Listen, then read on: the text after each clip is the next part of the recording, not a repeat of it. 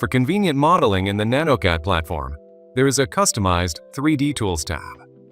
As part of our video tutorials, we will learn all the basics of direct 3D modeling. Please note that all tools and commands related to direct 3D modeling will be active after you enable direct modeling mode. In order to quickly create exterior walls, we will need their 2D outline. Since the raster has all the basic dimensions, I suggest starting by building a grid of axes. Move the raster to the beginning of the line by selecting the lower left corner of the raster image grid axis as the base point of intersection of the axes.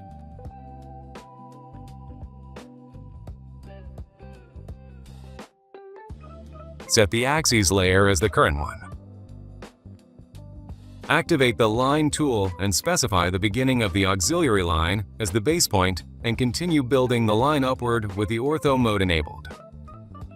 Use the keyboard to set the length of the 38,000 segment. Activate the Circle tool.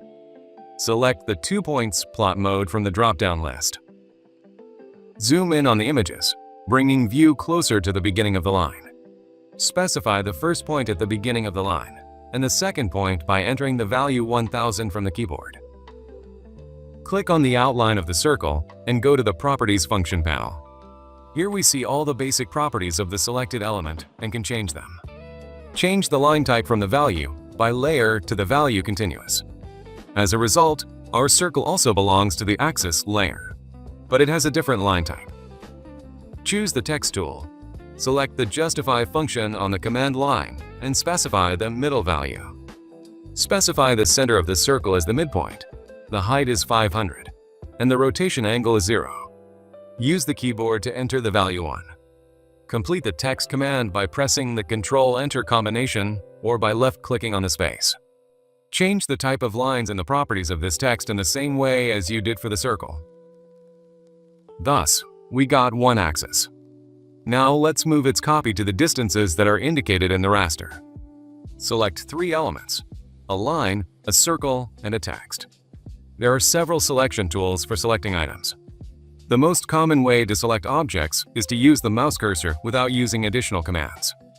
The second tool is a frame selection, regular window selection, and crossing selection. Their main difference is not only in color, but also in how they're selecting the object. Only those areas that are completely in the area get into the window selection, and those objects that are partially in the area are not selected. The characteristic difference is the blue color. The crossing selection highlights the area in green and selects all objects that get within the crossing area. Accordingly, you can select only a part of the object rather than the entire object. Using the Move Copy command, which is located on the right in the editing toolbar, or using the Ctrl-Shift-D key combination, move the next copy to the right by entering the value 1500 from the keyboard. Make sure that the ortho mode is enabled. Without completing the command, create the next axis by entering the values 8,350, 15,100, 18,050, 25,850 and 27,350. Add the 3 elements of the first axis to the selected objects. Activate the Move command and move all the elements down to a distance of 3,000 by entering the value from the keyboard. Let's repeat all the same steps for the horizontal axes. Activate the Line tool and specify the base point and continue building the line to the right with the ortho mode enabled. Use the keyboard to set the length of the segment to 33,000. Copy the circle with the text 1 and place the element at the beginning of the axis. Select the 3 elements: line, circle, and text. Using the Move Copy command, move the next copy up by entering the value 2510 from the keyboard. Without completing the command, create the next axis by entering the values 4,500, 8,800, 15,000, 21,500, 33,050. Add the 3 elements of the first axis to the selected objects. Activate the Move command and move all the elements to the left by a distance of 3000.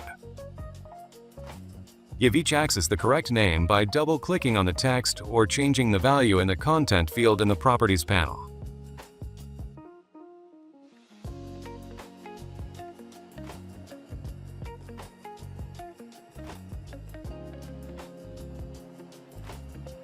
Now we can delete the first auxiliary line off red color, which is located on the Auxiliary Lines layer. That's it. The grid of axes is ready, and we can start building the outline of the exterior walls. Set the Auxiliary Lines layer as the current layer. Activate the Line or Polyline tool. Start building from the intersection of the A5 axes. Ortho mode must be enabled. Specify the intersection of the A6 axes at the next point.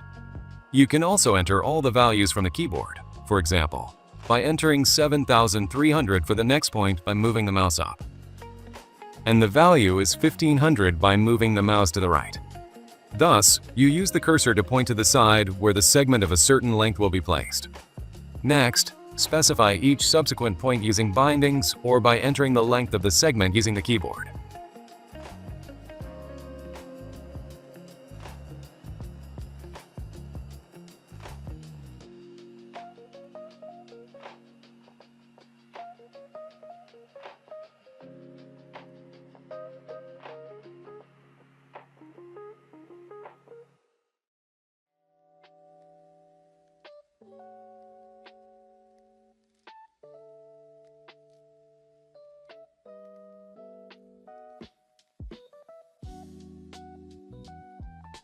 As a result, you should get an outline.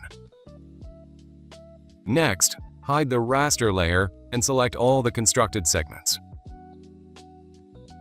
If you use the Line tool instead of the Polyline when building the outline, then you need to use the Join command.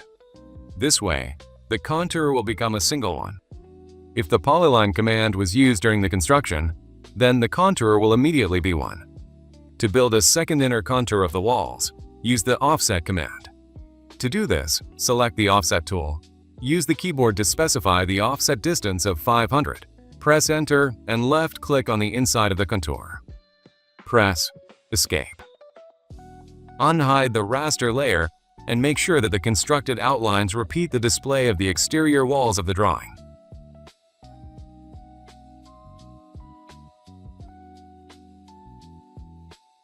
Using the locator or the orbit tool, rotate the drawing until the Z-axis appears.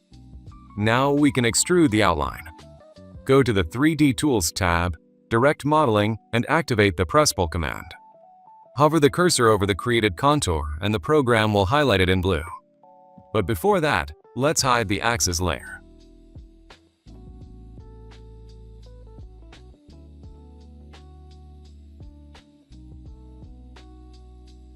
Confirm the selection by clicking the left mouse button, then specify the extrusion height of 3000, and confirm the action by pressing Enter.